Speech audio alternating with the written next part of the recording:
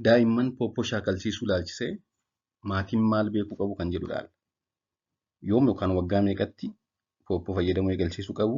Haala akkamiin maal beekuu qabu kan jedhu akka armaan gaditti gabaabsee isinii kaasa. Chaanalii kanaaf haaraa taanaan sabskiraayib gochuun maatii ta'a. Kan jalqabaa daa'imman waggaa meeqatti pooppoo fayyadamuu eegaluu qabu kan jedhu. Daa'imman bobbaa isaanii pooppootti fayyadamuun qulqullaa'uu eegaluuf wanti guddaan umurii osoo hin taane dandeettii sammuu daa'ima sanaa isatu murteessa. Umurii miti inni guddaa murteessa. Dandeettii sammuu daa'ima sanaa kanaaf qophaa'aa ta'uu danda'u isaadha. Kana jechuunis dandeettii yeroo bobbaan isaanii dhufu hubachuu, akka bobbaan isaanii dhufe hubachuu, ofirratti bobbaa baasuu, jibbuu yookaan qulqulluu ta'aniitu fedhuu, ajaja hubachuu, sammuun kanaaf ga'umsa kan qaban ta'uu fi kan kana fakkaatan qabaachuudha inni guddaan. Noormaalii daa'imman saalaan dubara ta'an kanneen dhiiraa dursuun wanta kana achiif godhu.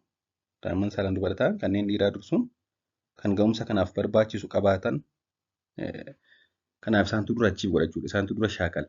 Noormaal daa'imman kanneen saalaan dubara ta'an dhiira dura afaan sirriitti baruu, pooppoo fayyadamuu baruu, fincaan sirriitti fincaa'uu isaanitti dura dhiisaa soo moor akkasitti moor faastiidha jechuudha dubartoonni.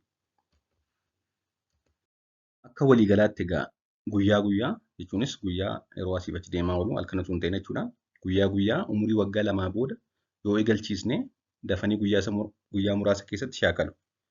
So guyyaa guyyaa waggaa lamaa kaasnee yoo shaakalsiisuu jalqabne yeroo salphaatti baru jechuudha. Haa ta'u malee umurii waggaa lama duras kan shaakaluuf dandeettii fi fedha waan qaban yoo fakkaate umurii waggaaf ji'a 6tti yookaan ji'a 18tti shaakalsiisuu eegaluunis ni danda'ama. Kun egaa guyyaa guyyaa. Halkan immoo halkan yeroo hirribaa umurii waggaa 4 booda shaakaluu eegalu.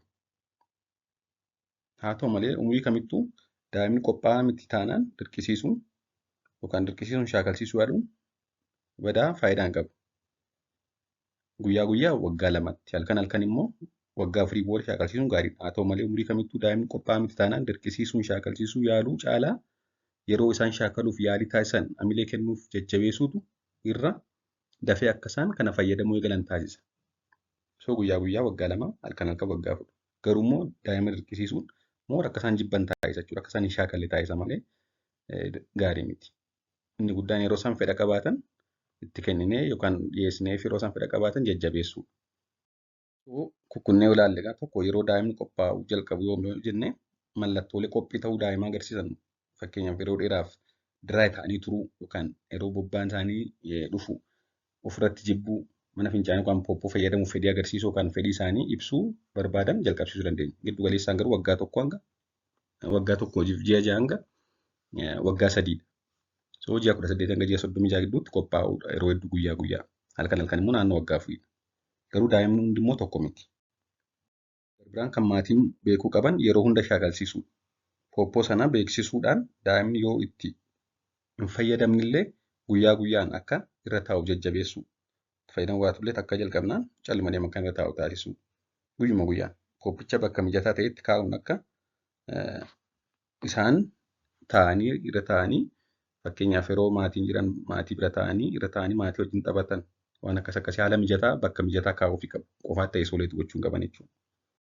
Dabalataan kan maatiin gochuu qaban uffata sirrii fayyadamuu. Yeroo akkasii uffata oliif gad harkisuuf salphaa ta'e fayyadamuu.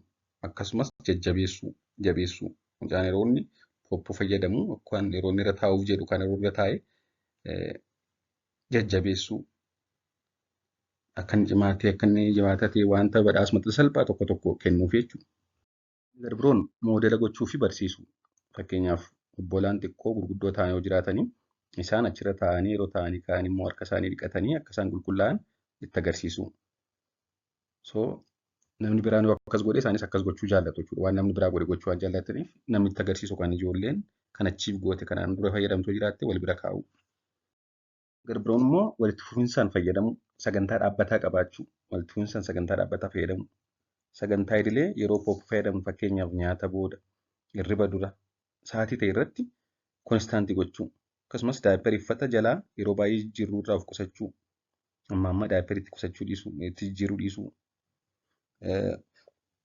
Akkasumas obsuuf tasgabbaa'uun barbaachisaadha. Dogoggoraaf Waan xiqqoo tokko argine ijoolleetti dheekkamuu hin qabu.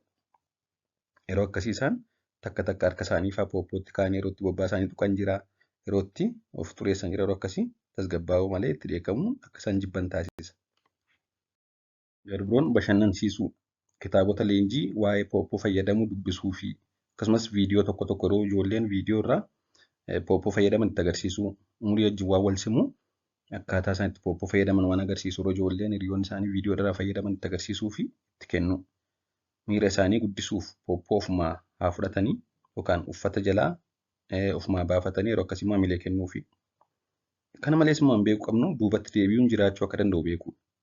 Dhiphinni, dhukkubni yookaan jijjiiramni guddaan duubatti deebi'uu fiduu danda'u jira. Fakkeenyaaf yeroo ta'e osoo fayyadamanii gidduutti immoo dhukkubee yeroo dhukkubee immoo maatiin ofitti qabanii baatu yeroo kana immoo jibbuu danda'a jechuudha deebi'ee. Kanaaf duubatti deebi'uun jiraachuu danda'a kan of amansiisudha. Yoo barbaachisaa ta'e irra deebanii akka haaraatti jalqabsiisudha tasgabbeessanii. Yoo barbaachise tasgabbiidhaan deebi'ee akka jalqabu taasisu. Waa'ee itti fayyadama pooppoo daa'immanii waan hin qabadhee jiru kanuma turtii gaarii.